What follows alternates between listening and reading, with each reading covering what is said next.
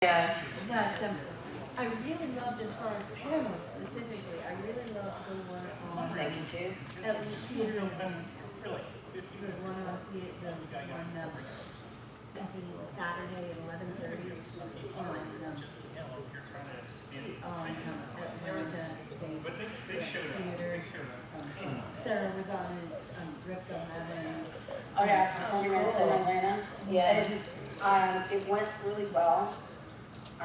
If you went to that panel, I really want to do it again with different theaters this time. So make sure you rate it in the Make app. sure you rate it in the app and tell me you want it to come back. I want to do it. It's super important to rate the panels you liked in the app. And if you didn't like them, rate it, but kind of give some constructive criticism as to how it could be better, or just say, hey, this really didn't work for me. I don't necessarily want to attend it. You don't have to be hateful. Yeah, and I encourage everyone to do the feedback because it's anonymous, so it's not like they're going to come hunt you down. Yeah, it's anonymous, but by the same token, let's not treat it as an opportunity for anonymous trolling, right?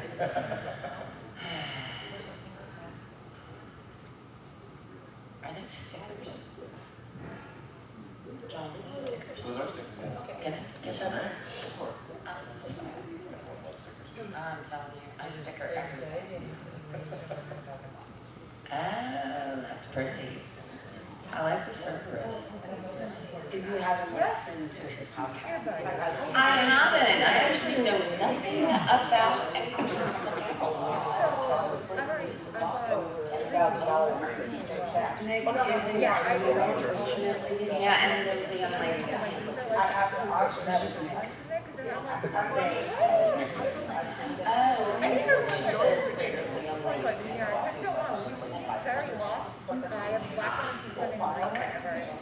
And we're on, Sarah. Mics are live. You ready to go? Do you want me to do the fantasy lip track introduction before you take over? No. Just fantasy lip track. Good morning, ladies and gentlemen, boys and girls. Welcome to the Fantasy Literature Track at DragonCon. I am Mera Rose, but I am not your moderator today. Today, your moderator is the incomparable, the amazing, the ultimately most dedicated person to DragonCon that I think I have ever known, Sarah Rose. And so she has convinced our lovely track director, Saska, to give her a panel this morning on Fantasy Lit Track, where, of course, as you know, on Thursday, we dress them up at the Page to Stage. On Friday, we throw them a party at the Fantasy Gather. On Saturday, well, we take them on a date at the Fantasy Dating Game. Sunday, we make them boink on Boinking Beasties. And on Monday, here today at 1 p.m., we have the morning after panel. And, of course, it's at 1 p.m. because there is no morning at DragonCon, right? And so at 1 p.m. you can come and tell Saska all the wonderful things you thought about her panels this year, or, tell her what you hated, or just gripe at her because you want to gripe at her. That's what that panel is all about. So with no further ado, we will give the stage to Miss Sarah Rose, and thank you all for coming. Thank you for the introduction, Mera. As some of you may know, I am Sarah Rose. I am the founder and stage manager of DragonCon Theater and Performing Arts Lovers Unofficial. Our mission, if you so choose, which I guess I chose because I'm doing it, is to get more theater programming at DragonCon.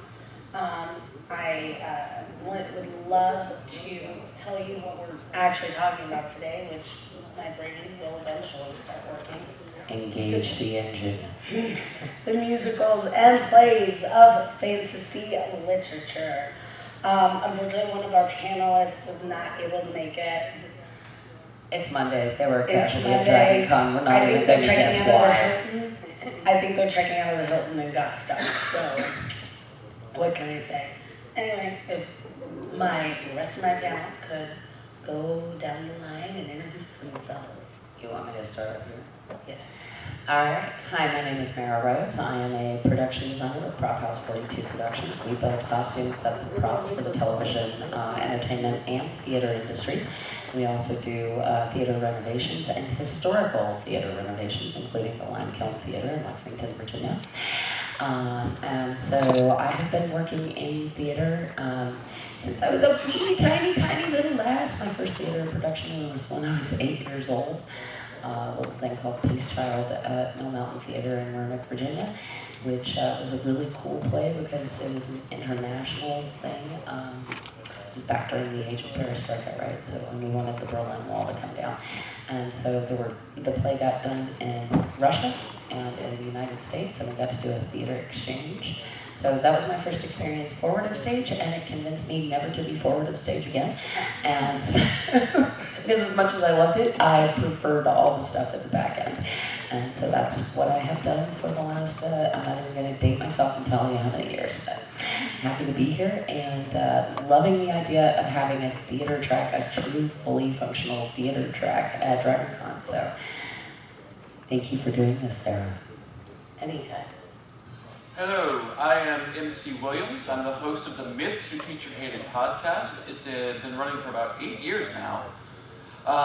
We tell the stories of legends, folklore, and mythology from around the world with all the naughty bits left in because that's more fun. Yes. I have been doing theater off and on since I was, about 8, doing back of house, front of house, improv, which is probably how I ended up doing the Shakespearean improv panel, which is somehow not on the theater track. That was on digital media, which is where I spent most of my time. We don't have a theater track, that's why. Yeah. But it wasn't even affiliated somehow. No, it's affiliate. It's Charles. Yeah. Oh, that makes sense. Okay. Well then, I stand corrected. Hi, my name is Michael Falkner. I'm a writer and a podcaster from right here in the Atlanta area. Been podcasting since 2008, been writing since I could hold a pencil and make words. Been coming to DragonCon for 16 years. I think it's the first time I've been on a panel on this track and in this room. So it's a new experience for me. Welcome to the Fantasy Literature Track. Thank you very much. By the way, all panels are recorded. That camera in the corner is live, and please make sure you literally eat the mic because otherwise I won't be able to edit your content because we can't hear it. They won't let me write deep throat the mic, please, on the cards. We cannot do that, but we can get this close to the microphone. Good to know. As far as my theater experience goes, I think I'm a theater novice on this panel. I had some experience with musicals and theater growing up, but not a ton. My biggest amount of experience with theater has been over the last 7 years. My wife and I have been going to the Fox Theater here in Atlanta. Been going to all the Broadway tour shows. So Broadway is awesome. yeah. All right. Well, let's get this party started. Exactly. Just so you guys know, I encourage interactive bits for my audience.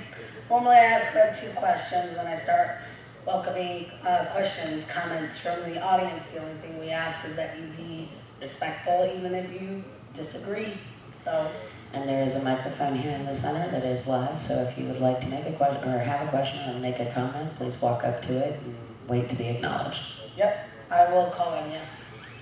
All right, panelists. What was the most magical, fantastical stage production you have ever seen? How did the production use creative elements like lighting, costumes, or set design to bring the fantasy part of the world to life? And Mera, you're first. I'm first? You're first.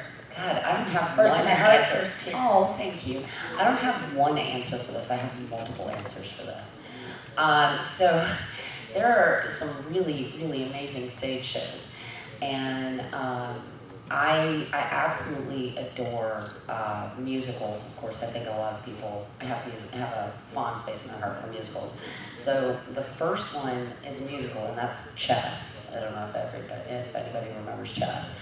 1980s, again, so not to pick on the Russian-American relations thing here, but and Chess is kind of it's a great, fun, sardonic kind of romp into the third-party spy game where you've got, you know, kind of people trying to defect and that kind of thing. And so most of the plot has heavy, you know, political references, but it's also got the fun kind of romantic nature. And so the first time that I actually saw it, I think I was 14 years old, and the thing that stood out in my mind was that they had a rotating set. And I thought that was probably one of the coolest, most creative things I had ever seen. And it was a platform that sat center stage that was just able to rotate. And so on the front side of the set, they had one setup for the chessboard, and then they would rotate, and it would be another setup for like a hotel room scene, and then I would have another setup, and it would rotate for the next scene. And I just thought it was a very unique way to transition between scenes seamlessly without having to move things on and off stage. And it gave me all kinds of ideas. So I ended up, I've used rotating sets at a lot of things simply because of the fact that I saw it when I was 14 and it just stuck in my head. But I also kind of fell in love with the use of periactoids in some of the fantasy, you know, children's adaptations that have been done for Shakespeare's kids through the children's theaters in North Carolina, South Carolina, a couple of other smaller children's theaters. And so a periactoid is actually a stage device that it's been used since, you know, ancient Greece. It's got, you know, 3 sides or 4 sides, and you paint a scene on it, and then you turn it as necessary to change the scene. So, of course, you know, I'm a set designer. I enjoy things that are very creative, that are nice transitional things. And I think it just makes for really neat, very smooth transitions. So it helps with the suspension of disbelief when you have wonderful, smooth transitions, and I think that adds to the magic. But when you get into really creative lighting design, Les Miserables has some of the most amazing lighting transitions, even in their touring Broadway, and lighting effects. And so I think that also is a component of the magic that I really enjoy. I'm not gonna lie, I had a visceral shudder when you said periactoids, but that's because I had a very bad experience building them back in college for a production of Guys and Dolls that had so many set problems. Oh, That's a me thing. No, I'm gonna commiserate with you because I built a periactoid. Who watches The Masquerade here? Okay. Do you remember the year of the Mad Max Mario Kart mashup with the little power wheels that went on stage and the periactoid in the center that kept trying to turn? Okay, so I built a periactoid for the Dragon Con Masquerade, and we actually had to put a person in the center of it to turn it because the mechanism wouldn't work once we got it reassembled on stage. So I totally understand where you're coming from on that. I'd say my first answer would probably have to be when I was 8. I went to go see a production of Phantom of the Opera at the Fox, and it was the first real production I had ever seen. And so being in just that magical space that is the Fox Theater, and then early on, all of a sudden you hear the Phantom singing from up in the rafters behind you for the first time, blew my little 8-year-old mind. I had no idea that theater could feel that immersive, and then when the chandelier literally falls down over the audience, like it felt so real to me, and that was the beginning of my lifelong love of theater. But as far as something that was like really unique and interesting, I would have to say it was probably a production I saw of the complete works of William Shakespeare abridged, where they got to the point where they're doing all of the tragedies as one play, and the way the props had been staged was incredible as they were just wandering through their blocking, and suddenly here were all the props for the next one. And then they just threw it over their shoulder and wandered through their next scene, and you could see where they were, but every time it seemed totally logical that, of course, behind that bush, under that chair, on top of that shelf, that's of course where all these things were. And it was just a beautiful combination of set design, of blocking, of prop making. It was glorious. That's one of the great things about having good prop masters that understand sets. Yeah. Not that you would know anything about prop masters. Michael, how about you? So one of the trips that we took to New York City involved a trip to Broadway, and we saw The Lion King on Broadway. Oh, Lion King's awesome. Now, before this point, my thought of stage play, stage musical was, we're all sitting in the audience and they're up here doing the thing, right? There's a separation. So, kind of like you with Phantom, my mind was completely blown when they bring the lights down and they're like, okay, we're going, and then the animals march up the aisles to the stage. I was like, what is going on here? That was amazing to see. It broke that thought process in my head of there's a barrier to now I'm actually engaged in the production. Yeah, I enjoy the inclusive elements of theater, especially when you're looking at experimental plays. I mean, I think everybody kind of thinks of experimental plays, and the first thing that jumps into your head is like Hair from the 1970s, right? Where they were all back in the theater, half naked or completely naked, and then they just come running through the audience, and the entire audience is like, wait, what? I just saw, I saw a lot of things I wasn't, am I supposed to see that? And it's nice because it's a shock that gets you to go, oh wow, okay, this isn't going to be a boring experience. And suddenly you're just pulled into it. And The Lion King, I think, did a great job of that, especially with their use of puppetry. Yes. Because the puppetry components can actually almost seem like a division between the audience and the actor, because the actor is being masked by the puppet. But by bringing them out into the audience and bringing them through the audience to be on the stage, they immediately created a connection to the audience that draws it in, and it makes the puppetry really work. The other one that kind of blew my mind a bit was up here at Atlantic Station. Cirque du Soleil comes to town once a year, and they have it inside a tent. And I was like, okay, what are we getting into here? We're going inside a tent to watch a production of something. It's basically in the round, right? Yep. You're watching from around the stage is in the center. All the props are there. You watch them as they bring them to the center, they do the thing, and then they bring them off the side again. So you're actually getting that behind the scenes kind of feel, right? There's no hiding anything on that stage. Yeah, we have some new 360-degree theaters being built in the U.S. I'm really excited to see how that changes some of the ways that we put plays and musicals on. I think that's going to be really cool. Yeah, I'm so glad that Cirque du Soleil is able to come to town now. It's like the last time they came through, I was able to take my 12-year-old little with Big Brothers Big Sisters to go see it. And that was his first big production, and watching his eyes just get huge as people start come out dressed in these incredibly intricate animal costumes and start scrambling up the stage and then doing these giant death-defying leaps off. It made it all so much even more magical than it usually is, and Cirque du Soleil is always very magical. So it's just incredible being able to watch someone else experience that for the first time. All right, so this is the fantasy literature track. Oh, goodness. So, as we know, plays and musicals pull a lot from fantasy literature, especially fairy tales. Yes. Okay. What fantasy stage show surprised you most in terms of how it adapted the source material? Wicked. Did it change your perspective on the original story? Yes. Or characters? Absolutely.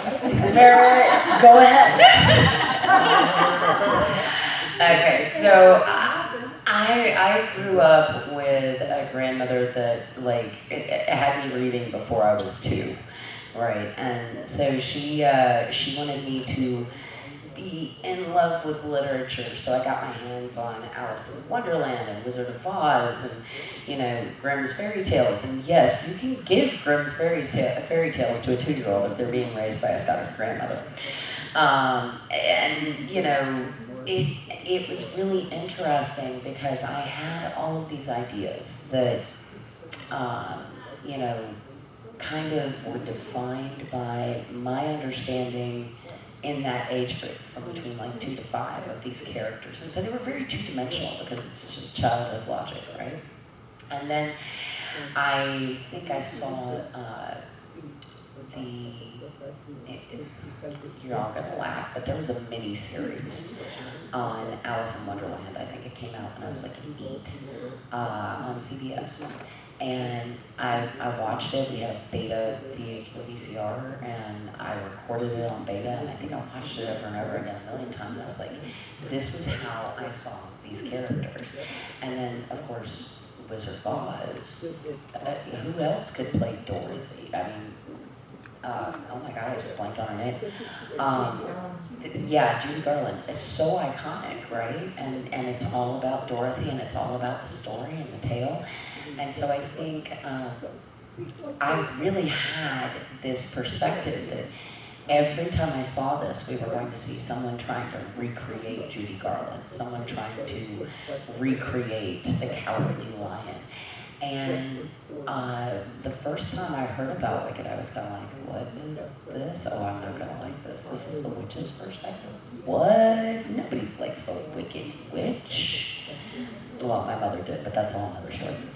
I think they were So kindred did we spirits. in Wiccan. Yeah. And then I went to see it, and Alfaba, oh my God. Like the myth from the second she sets foot on stage, Glenda is no longer the center.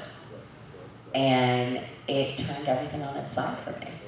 And I think that, I don't remember when Wicked came out, but I think I was still a teenager. It got me started to thinking, okay, how do I surprise my audience? How do I make sure I keep my audience on my toes? How do I present things in wholly new ways? And it really informed a lot of the things that I have done in my career. So. Yeah, in a similar vein, it's the one that was probably for me. I also grew up with a very early, very strong special interest in folklore, mythology, legends. Don't know if you've noticed that that was stuck around. And so for me, it was in high school, I got to see a filmed version of the Bernadette Peters staging of Into the Woods. Oh gosh, yes, that's beautiful. And one, she is transcendent as the witch. It's incredible. But watching that play for the first time, having no idea what it was about, no idea what was going on, and you see all these characters, all these stories that you're familiar with, and they're woven together in a fun way, but it's still basically the stories you know. And they all wrap up happily at the end of Act 1, and you're like, there's a whole nother half of this play. Where are we going with this? Uh-huh. And then you start seeing this, oh, you're like, oh, we're going Grimm Brothers with this. Oh, you're actually going there. Yeah. And it was so exciting to see how on stage they managed some of these really, not gore, but gore. Things that left it very much to your imagination and invited you to insert the gore that you knew was there. Yeah, it's just a piece of red cloth, but you know what it really is. I mean, I love the way they did the cow, and the especially with the Milky Way. Yeah, Milky Way, and with the witch. Even though I mean, the witch is bona fidely like supposed to be the bad guy, but the reality is the people that are supposed to be the good guys really are their own enemy. They are the bad guys, and I think that was the beauty of Into the Woods, was it brought the psychology forth that kind of challenged our logic of who the hero and who the villain is in those stories. So yeah, I like that. Yeah, absolutely, because the witch is so clearly the villain in that first song, and by the end, you are on her side. Because they needed to be taught a lesson. Some of the power of the stage, though, really is. Yeah, it absolutely is. Michael, what about you? I think the one that surprised me the most, I'm also a big fan of mythology. I love reading it. Everything that happens in the older myths is very timeless as far as storytelling goes. Even though the settings are going to change, the characters are going to evolve, the lessons that you learn from those are still very pertinent. So Hades Town. Oh, I knew he was going to bring it up. I thought it was going to be MC, but I'm glad you brought it up. Yes, that's a good one. Reading the myth of Orpheus and Eurydice, it's one thing, right? It's black and white on the page, and I haven't seen any of the adaptations. Through the research for this panel and getting my notes together, I have a list that I need to watch now. Yes. But seeing them adapt a Greek myth to a more modern era, not quite to our modern day, but bringing it up to a modern era to tell that story, the music, the performances, the way the stage direction was handled, I got really immersed into it, to the point that, I did get misty when we got to the climax of it as they're coming out of the underworld. And part of me, I almost lost myself in the theater, almost like, don't turn around. Yes. And then I realized I can't do that. I can't do that here. Yeah, it really brought a whole new dimension to it. Instead of just reading it on the page, now it's right there, and it really drew me in. Hadestown is one I would love to actually see be done in an immersive theater type environment. I don't know if you guys are familiar with immersive theater, but we did a panel on it last night. It was really good. It was recorded, so it will be going on. So there's one other that I wanted to talk about, and I had to Google it because I can never remember exactly what the name is. But it's a play by Euripides. You mentioned the Greeks, so of course my brain immediately jumps to Antigone. But there was an amazing redo of Antigone called Requiem per Patriarchus.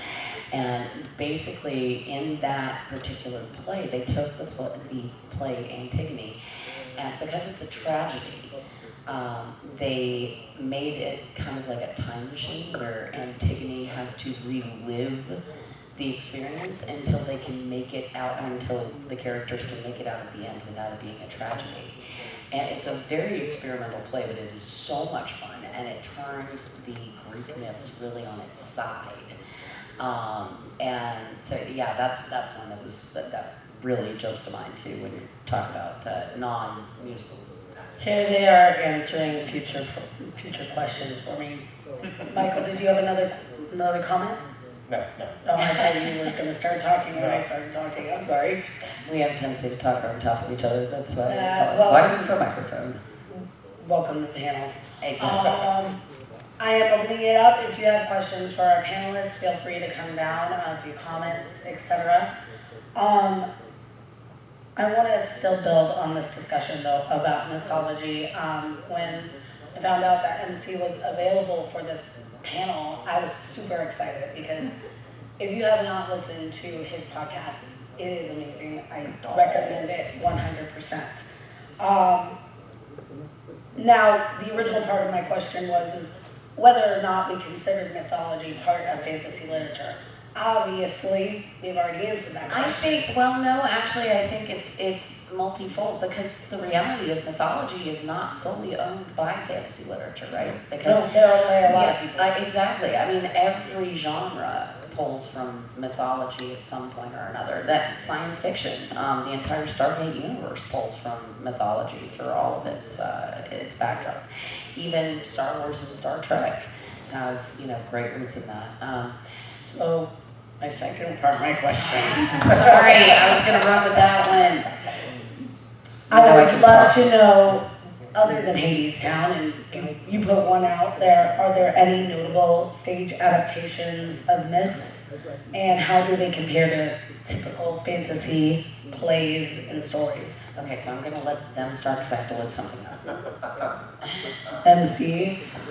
It's Monday, I can't remember names. This is not quite yet a staging, but I can't help it. It is obsessed in my mind grapes. There is a conceptual musical being created right now called Epic the Musical. Yes. It is And the first part of it dropped this weekend. not the first part, the most recent one. Or most, that's right. The Wisdom Saga. Yes, the Wisdom. So, for those who don't know, Epic the Musical is a conceptual musical based around the Odyssey. And it tells the story from a slightly modernized perspective, where Odysseus is a little more of a sympathetic hero by today's standards rather than by ancient Greek standards. With, I'd say, the primary difference for Odysseus being that instead of being a cold-hearted general who is willing to sacrifice anything to get to what he wants, he's a good, kind-hearted man who's going to be forced to sacrifice everything to get what he wants. And so you get a lot of really beautiful moments of him agonizing over these decisions he's having to make, but being forced to make them anyway, and just begging the gods not to force him into this. And also realizing that a lot of this are his own choices kind of backing him into this in ways he didn't realize he was doing, and having to struggle with how does he deal with the consequences of his own actions. It's being dropped in about 4 or 5 song segments every so often. The most recent one, the Wisdom Saga, just dropped. It is not a one-to-one on the Odyssey, but it's very close to the parts that changed. It's so good you don't care. Yeah, so I was trying to find the the play that I'm thinking of, and I'm forgetting the name of it, but it's based on the Celtic mythos, and it's basically it's like taking the Greek mythology, twisting it on its ear, and giving the Celtic pantheon more traditional Greek pantheon abilities. It was an experimental play that started in Arizona, but it did do a limited run around the United States. I cannot remember the name of it for the love of God.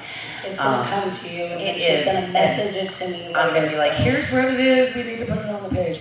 But the other one is a Norse mythology play called The Witch's Heart, and that one's Genevieve Gornichek. And I absolutely adore that because, frankly, it's hard to find good anything dealing with Norse mythology because people just go, oh, Thor, oh, Odin, oh, Loki, and they tell the same perspectives, the same way.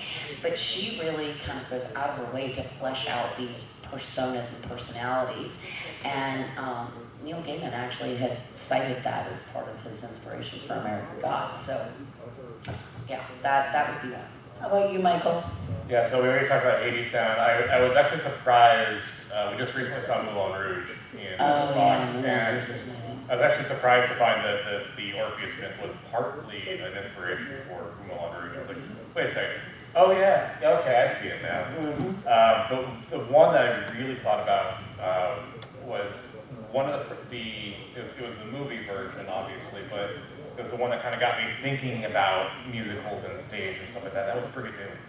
Oh yeah. And that has become that idea of like a village or a place that just fades into being when you need it to and then fades away again. It comes and goes throughout fantasy and science fiction. Deep Space Nine, Star Trek Deep Space Nine did an episode with the planet that did the same thing. And of course we got Schmigadoon a couple of years ago. Yeah. They revisited and put the modern spin on it. Tell Netflix to say Schmigadoon. Schmigadoon? Okay. I haven't watched it on Twitter. I know, I never have time to watch Netflix. I'm not going there. They're not on Netflix. Right now it's on Apple, and they canceled it. It's on Apple? That's why I haven't seen it. But it's coming. Did you hear Schmigadoon is coming to the stage? I didn't.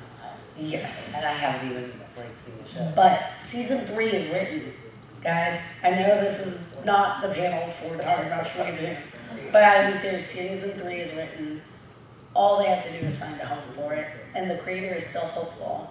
So, Rate it in the app. No, sorry. not it. Dragon Con is not going to. No. I mean, rate it in the Apple app. Yep.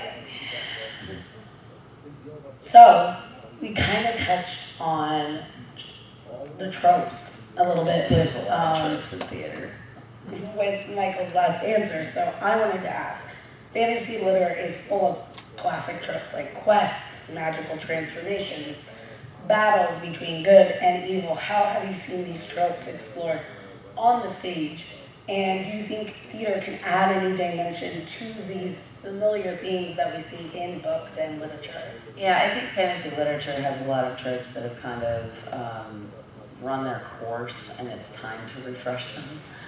We have some authors that are doing amazing things with that, and I'm hoping there are some playwrights reading their books and going, hey, we need to take this kind of spin and do something more with it. But I think, some of the tropes we see the most on stage are the reluctant hero, we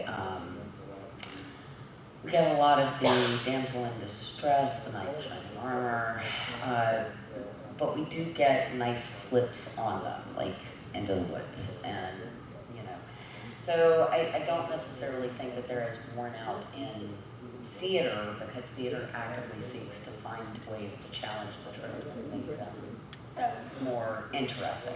But I also think that theater can, and I'm not playing panelist, I promise, I'm just... You're fine. Moderators and panelists too. I've advocated for this forever. I also think though that other things, especially like magical transformations, can absolutely be done on the stage. You yes. see it time and time again. I mean, look at Frozen when Elsa transforms into her ice dress. I mean, those are things that, especially in costuming, but also in props. Well, yeah, I think so when we're talking about the magic of transitions on stage, transition costuming is its own world, right? So, and I'm actually really sad this year at Page to Stage you didn't get to see one of the most fantastic transition costumes I've ever seen, and it was made by Crooked Feather. It's the Katniss Everdeen transformation dress. And so she actually made it as a 3-stage dress, where it was a wedding dress, then it was a transition in between dress that the wedding dress started to fade away and you got the burning look, right? And then the third transition was the black dress with the 8-foot wingspan. By the way, the pictures are up on her Facebook page, The Crooked Feather. But transition costuming is very easy to achieve through the use of French seams and pieces that turn inside out, capes that can be pulled off and flipped around quickly. We have a lot of options to create magical effects through transition costuming. In the same way that we also have the ability to create amazing set transitions with periactories, rotating stages, flashes on stage, lights down, lights up, certain curtain drops, that kind of thing, that can all add to that magic and create kind of this new world that you're looking at within a few seconds. So it really, you don't even really have to suspend disbelief that the magic has happened because you've literally just seen it with your own eyes. And there have been a lot of magicians, like up-close magicians, that have worked with set designers, costumers, prop masters to create things in ways that really do look like magic. Prop weapons and prop things that suddenly change and break. You can make all kinds of things happen on stage with just a little bit of engineering and grid spit and a whole lot of duct tape, right? So I think that you asked a question about magic and now I'm just droning on about exactly how we do it. I apologize. She is the people who make magical things work, so I fully expected that in the thing, and I'm sorry. We also do it through lighting changes too. Yes, I am a Gigi. It's alright. No worries. Tired. It's DragonCon. I expect people are going to botch my pronouns at least 90% of the con. I need to remember to bring my signs. You're good. It's all good. No worries. I respond to anything except late for dinner. All right. So, Michael, I was curious about you.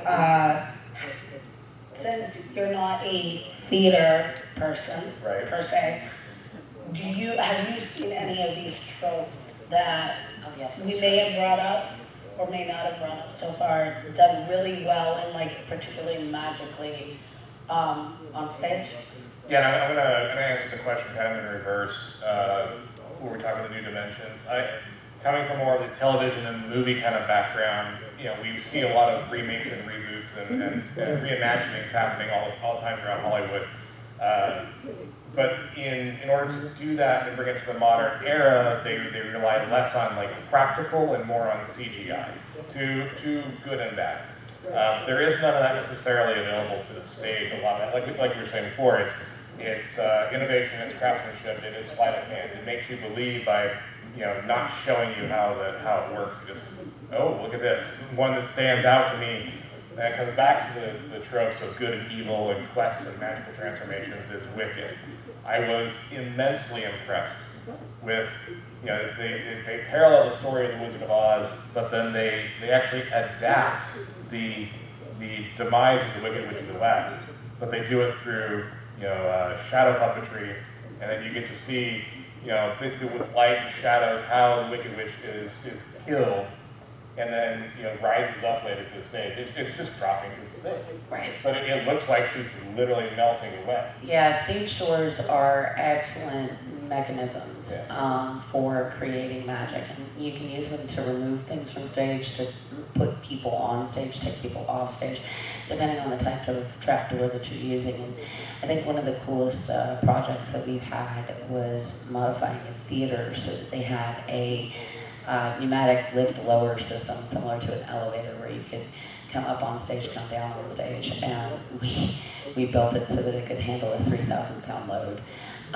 So they could literally put an entire cast on it if they wanted to. They've used it in some really interesting ways. And I think the technology that you use in your creation of your stage area, and especially in your backstage area, because one of the things that limits productions, and especially when it's touring Broadway, is how large your wings and your backstage area are. Because if you've got a very small wing space or a very small backstage area, you don't have a lot of places to put those props and those next transition pieces to go on stage. So you have to get really creative. And so small theaters propose challenges, but they can also create some intense magic, because it's like how did that tiny little set piece suddenly change the entire aesthetic of the stage? So I think it's all in how you design things, and Wicked does that exceptionally well. The melting scene is, I've seen it done many ways in many different methods, and of course I think everybody thinks of the one that's used on Broadway where she goes through the stage. I think the most effective one I've ever seen actually was in a small theater that had teeny tiny wings, had no trap door, no ability to drop through the stage, right? So what they did was they created a platform, and it was a 4-stage platform where there were steps on either side, and they used it so that it looked like whenever she went up on it, she was flying on the broom, right? So in the section where she's supposed to melt, she goes up, and you fully expect she's going to take the broom out, they're going to do something with the broom because you've seen it before. And all of a sudden, as she's about to melt, there's a flash from behind the stage, and she's gone. And all that's on the stage is this shimmering thing that looks like liquid, but it's green. So what they did was they created a silicone gelatin mix that could literally drop from the ceiling. So they have a catwalk above the stage, and they have a technician standing up there who drops it on the stage. The flash is literally enough of a light that you can't see her go down the backside of the platform. You don't even know there's steps on the backside of the platform. And so she just quickly exits on the steps as the flash goes off, and then there's this pile. It's very simple. There's no technology involved whatsoever, and it's so effective and so shocking. You're like, how did they melt her? Yeah. It's the exploration of those tropes in the classes that we're talking about, the battles of good and evil. Like, we've seen it all before. But to make an adaptation, to sell it to me, it has to be innovative. And so that the work that happens to make that happen, that's what brings it and makes it special. Definitely. And see, what do you think? Yeah, I think another thing that Wicked does well for finding a way to make those tropes new and interesting is using humor and changing the emotional impact of some of those tropes. And the one that actually caught me the most by surprise was going and seeing a production of Spamalot. Spamalot. Oh my god. Like, I went into it with no expectations. Like, I had seen Holy Grail, I loved it, but I was expecting just random silliness. And instead, the stage play is so good, and it does such a good job of taking elements of Arthurian legend and using them in very effective ways that still get at a lot of the heart of what the Arthurian legend was originally supposed to be about, but also skewering that trope, because the weird thing about Arthurian legend is it isn't one continuous story. It's dozens of stories that kind of get stitched together in ways that do not make sense. And so because Spamalot uses humor, it can point out how absurd some of this stuff is. It can point out how absurd it is that you have a character who has magical strength at noon and midnight. That's it, that's his power. That's a super useful power, right? Yeah, the wit of that play is the beauty of it, right? So that is what makes the humor work, is because it's witty, it's intelligent, it's thoughtful. So as it's going on, you're not just going, oh God, I'm watching, this brain candy stuff. No, you're actually engaged in the performance because of the fact that it activates centers of your brain associated with humor. Spamalot is a lot of fun. I love Camelot though, so I'm ready to go with that. Camelot is really good. I do want to say, if you want to talk about Spamalot, or listen about Spamalot, one of the two, Brit Track is having a Spamalot panel. It's a concept I pitched to them. They're doing it themselves, which is perfectly fine because I don't need anything else to do this weekend. But it is 1 p.m., Hilton Gallery 5. And literally all of the people on that panel are members of the theater community. So please go if you are still here to the Spam Law panel, because there might be, and this isn't fantasy related, there might be another very popular British musical that I am trying to get programming on next year. And a lot of it depends on how well that panel goes. So, Fingers crossed. fingers crossed. That being said, I would love if you guys would tell us some of like those tropes or some of those interactions that you've seen. Actually, I'm just going to ask, what plays do you guys find to be the most intriguing? And or do you have questions about how they pull off any of the tech backstage or anything along those lines? We can also open the mic for that. Yeah. Anybody have any examples of fantasy transformations or magical moments that they... Oh, I've got tons. I know. But I don't think they want to hear me talk for the next 30 minutes. I'm trying to get them to talk to us, so they apparently don't want to. It's okay. They don't have to. No, they don't. Yeah. Hi. For me, I was very, very young when I saw Phantom of the Opera, and it was at the Fox. And I haven't had the chance to see it again live. But I've always liked. Okay. But I've always liked the boat scene. So Yes. I've seen like different ways that they do the boat scene. So I just wanted to know you guys like how do they do the boat scene? Because they always look so magical. They're floating. They're on the lake and everything. You're like, oh my god, I'm still in the Fox, right? Like, I didn't see it at the Fox, but I'm going to assume that this is the off-Broadway production. That's the touring Broadway. So that one, I believe, is all pretty much done with lights. And the lights mimic the water pattern on the stage. So what we do is we hang lights that have gels, and then there's a projector that is hung in amongst the lights. And sometimes we hang 2 or 3, it depends on what the configuration is of the lighting rigs above the stage. But the projectors actually put the wave pattern on the floor, and then the gels on the various lights overlay the blues. So you get the multiple blue effect, which makes it look like water on the stage. And then the boat is actually just a prop boat, and the actors, because of the fact that they have those, oars, are making it look as though they're moving through the water. So a lot of it is just the physicality of making it look like they're struggling to do that. It's a really neat effect though. There are some stages, and I don't think the Fox has it, but there are some stages that do have a rotating dais in the center of the stage. And so they put the boat on the dais, and as the oars are moving, the dais will turn up maybe 2-3 inches every few minutes. It's not a fast rotation, so that it looks like the boat is moving as well. John, you work with the Fox. Do they have one? Well, you volunteered. I don't know off the top of my head. I know like when I saw Les Mis, although Les Mis got rid of the turntable when Hamilton came out. I don't think they have a permanent one. But I know I saw Phantom there forever ago. And I think it was, yeah. Was it a temporary dais? I don't know off the top of my head. I know they have one from Hamilton. Yeah, I did. I've done a few years of touring Broadway in multiple theaters, and I do know there's a temporary rotating dais. I can't remember if it's Les Mis or Phantom that brings it in, but they don't use it on every stage. So, Question, comment? Okay, A Midsummer Night's Dream, how does that qualify as, it pretty much essentially is fantasy literature, but it is on stage. right. So I guess it's a hybrid of both. Of course, Shakespeare never wrote to be considered literature.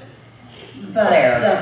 I don't think he wrote to be considered much of anything. but I was privileged enough back in 1979 when I was 10 to be involved in a production of that at my local theater. That was my introduction to Shakespeare. The mic just died. That's all right. We can hear it. Okay, but that's pretty much how I learned what Shakespeare was. And also it gave me ideas about how to bring fantasy to life, because there was a lot of emphasis in terms of the production, and my dad played Duke Theseus, so I had to cue him on his lines a lot. So That's I awesome. got to learn how to speak Shakespearean. I love kids getting involved with theater for just that reason, because it creates a lifelong love of theater. But a lot of attention was played to the costume, and our director and costume designer decided to costume this play in ancient Greek rather than Elizabethan, because it was supposedly ostensibly set in ancient Greece. So you had a lot of, I admit, being a 10-year-old girl, I loved it that Lysander and Demetrius got to wear loincloths. I think that's pretty epic, yeah. But everything about the fairies was different. And so I love the way that it created this, you have over here a group of characters who are dressed according to a specific time period in history. And then you have another group of actors over here who are dressed, sorry. There we go. I actually can project. Hey, I love Theater voice voice. too. So, but you had this group of characters over here dressed according to a specific historical time period, and this other group of actors, dressed in fashions that have no time at all. So a lot of what created the fantastic elements was the costume. Of course, there was lighting, there was makeup, but that's one of the things that stands out in my memory as far as fantasy on stage. I think, honestly, Shakespeare is one of the best playwrights for using costuming to bring across kind of additive undertones, if that makes sense. So, I mean, in Shakespeare, we all know the words. We've all heard the soliloquies, and we know the best hits of, we all know the best hits of Shakespeare. So the challenge with Shakespeare is to get people engaged. And we do that through creative use of costuming, creative sets, things of that nature, kind of changing the presentation of it. One of my favorite things about costuming in Shakespeare, honestly, is the witches in Hamlet. Not Hamlet, sorry, the evil Scottish play. That shall not be named. And so one of the productions that I worked with on the evil Scottish play, and I've only done 2. It's actually on my list of never do again because of all the horrors and atrocities that happened during those 2. But it is a cursed play. We had a director who wanted to make our version in the first one that I did very shocking. And so our witches wore nude bodysuits and actually appeared as very beautiful and enticing, wonderful, ness on stage. And we refer to her as Witch Vomit. So Lady Witch Vomit was literally made up to look almost like a standard old witch, as though she were maybe more evil than the witches, which is kind of an interesting, he did a lot of interesting things with the costuming changes. Some worked, some did not. And so the second time that I worked on it, they decided to have a bagpiper open the show. And he insisted that he would be, a traditional Scotsman in his kilt. And so we had a very long staircase to nowhere that went up, that was a permanent fixture on the stage. And it was a spiral staircase. And as he's coming down, the entire first 2 rows of the audience could see everything. And by the time he got to about a third of the way down in the first performance, the curse struck, and he went sliding with the bagpipes all the way to the front of the stage. And it was probably one of the most horrific and also most hysterical performances, especially since that particular director wanted to try and take this play in a more humorous way. And we have to say he took it in a more humorous way because there were 3 broken humoruses in that play. Yeah. So, you know, sorry. She's throwing things at, they're throwing things at me now, so you know how that is. Go ahead. So in 2005, I was fortunate enough to go to Toronto to see the Lord of the Rings musical. Yes. Oh, that's awesome. I wish I could have seen it in Chicago. I mean, all that you were saying about the lighting and the stage design just evoked all of those memories in me again. I loved Misty Mountain Scene, I'm just going to say that right now.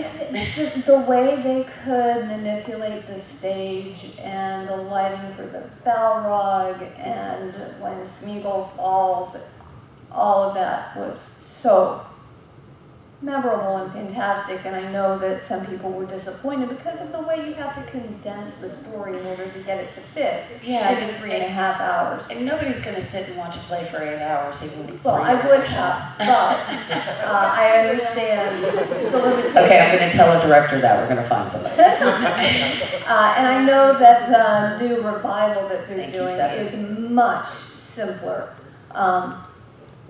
And I'm still hoping that we'll tour in a place that I can see it because I love the music. Anyway, my question is, along those lines, can you all think of any other productions that had such complicated stage dynamics Oh, God, yeah. that I do have, impacted the ability of the play to continue and be successful? Sure. I'm going to sit back because my answer on this one's long. well, and that was gonna be my request. I do have one question that I wanna ask at the end. We've got about 7 minutes left, less than that now, so, Start with that. Michael, All right, we'll start with or MC. that production of Guys and Dolls that I mentioned, with the spinning periactoids of doom. This was a college production, and our set designer was a civil engineer who was doing it as his senior design project. So it was over-designed. No. Oh, no. Oh, God. I just had nightmares. So the design was great. The execution was and so it took 4 or 5 people trying to get those periactoids to spin. We also had slotting in between those periactoids a 2-story moving Havana scene that would be the cityscape when it was closed, and it would open out to be Havana when you go to Cuba. Which worked great in the black box, but when we moved it over to the other theater, turns out their floor is not entirely level. Oh, yeah. A lot of theaters are slow, just saying. Yeah. And they didn't take that into account. So we had 4 or 5 people up on that 2nd story stage as we're starting to make the switch to Havana, and the entire bottom comes out, the set comes down, and we managed to tear one of those nice big pieces of scrap. Oh, wow. Fortunately, the worst injury we had was just a bruised foot, which was remarkable. That is remarkable because that's a recipe for disaster. That was definitely the set that I saw that had the biggest disaster, just trying to make something work. It was a great vision, but oof. Yeah. I don't know that I actually have an example too. Okay, so Perspective, yeah. I've got 2. So, One. God. Okay, so we did for those who don't know, I was involved in the first production of Heather's the Musical. And so I was asked by a smaller theater to help them put on a production of Heather's the Musical 3 years after it debuted. It's coming back in 2025 to New York. Welcome to my candy store. No, so we It was a small theater, and it was one that had no backstage area and about 15-foot side wings, which is pretty small. And so they wanted to build stairs so that they had a dual level set. But because of the fact that we had to have so much spacing between the back of stage and front of stage to allow for transitions behind set to move forward through the stage, we had to have multiple openings. We had to have a very large set of stairs that ended up being 8 feet high as a platform with 10 stairs, which meant the stairs were so steep that when the choreographers went to choreograph the dance on the stairs, because the Heathers wear stiletto heels, we ended up with 3 broken ankles. So when we were building the set, we ended up going back and forth with the directors, trying to figure out how to manipulate what they wanted for what they wanted to have done, and change the staircases over and over and over again. And in the end, you just have to make the decision. Is the safety of your performers more important, or is the aesthetic that you want more important? Safety. Yeah, safety Stage first manager always. always says Safety first always. So in the end, the theater found a new director that was willing to go with a different design. Okay, so final question. We need to wrap this up. I want to know, is there any fantasy novel, fairy tale, or myth that has not been staged before that you want to see staged? And also, let us know where we can find you. Michael, I'm going to start with you. All right, I have a personal background. We don't have time to go into it, but one of the stories that is pretty big with my wife and I is the Tamora Pierce stories of Alana the Knight in the Tortal Kingdom. I would love to see that happen. Maybe not a musical, but a stage play, or even an immersive, or even going into a LARP kind of scenario. Beautiful. You can find me and my work outside of Dragon Con at my website. It's at creativecriticality.net. And if you're into military sci-fi, I've got one more panel this weekend. It'll be over in the West in just a few minutes. Fair enough. I love me a trickster god. I would love to see a staging of Anansi. Maybe Anansi brings stories to the world. Just anything trickster, I'm always on board with. That's part of why I love Midsummer Night's Dream. You got Pucka, love it, and also in that show, whatever. As far as finding me, Myths Your Teacher Hated, it's kind of wherever podcasts are found. I've got stickers, I've got cards, and on the back of the cards, there's a QR code that gives you all my socials so you can find me. Awesome. Okay, so dystopian fantasy. I would actually really like to see The Hunger Games or Divergent adapted as musicals on stage. And it's not so much based on mythology, although there is a lot of mythology inherent in the background of those, but that's a whole other psychology panel. And so, yeah, I think those would be really good, and I actually think the musical aspects would be pretty cool, especially when you think of like the Sharks versus Jets, the different, factions and the different districts. Anyway, okay, so that's that. As far as where you can find me, merarose.com, merarose.net, Merarose on Facebook. You can find me at DragonCon on too many panels to count every weekend. This is actually my last panel for the year. Yay! And you can find me on the Page to Stage. And you can find me, hopefully, on the new theater track. Let's get it going. That's not an announcement, guys. No, it's not an announcement. Let's get it going, though. Support the theater track. All right, so as far as where you can find me on DragonCon Theater and Performing Arts Lovers Unofficial. We are a unofficial community of fans and thespians who just want to see more theater at DragonCon. If you want to see more theater at DragonCon, the best way you can get that done is to rate us in the app. I am not going to tell you how much, but jazz hands. And the other thing is to make sure that you tell DragonCon. The best way to do that is in the comment section of the app for our individual panels.